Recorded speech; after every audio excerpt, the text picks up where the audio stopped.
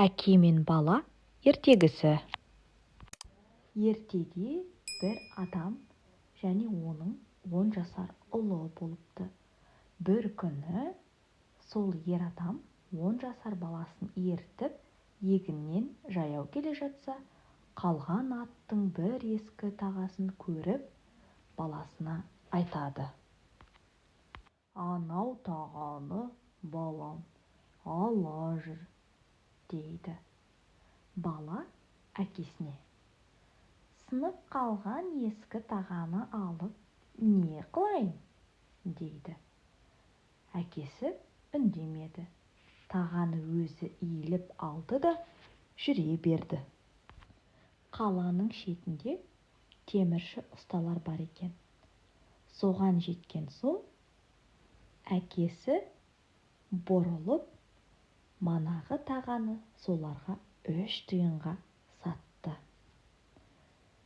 Одан біраз жер өткен соң, шие сатып отырғандарды көріп, олардан 3 тиынға бірталай шие сатып алды.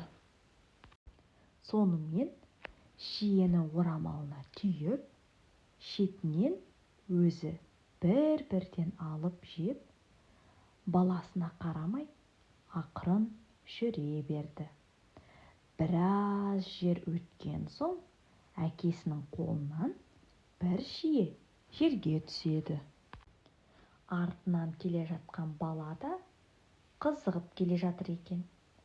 Жерге түскен шиені бірден жерден алып, аузына салып жіберді.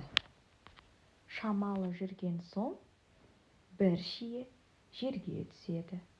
Одан кейін біраз өткен соң, тағы бір шие жерге түседі.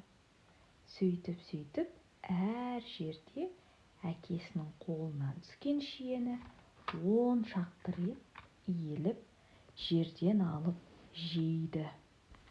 Ең соңында әкесі тоқтап тұрып, баласына шиені орамалмен беріп тұрып, былай айтады: «Көрдің бе балам, тағаны жаман сынып, жерден бір ғана иіліп көтеріп алуға ерініп едің. Енді сол тағаға алған шиенің жерге түскенін аламын деп, бір еңкеудің орнына 10 еңкейдің.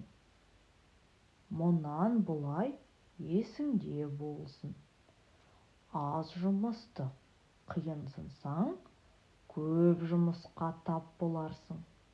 Азға қанағат ете білмейсең, көптен де құр қаларсың», дейді әкесі.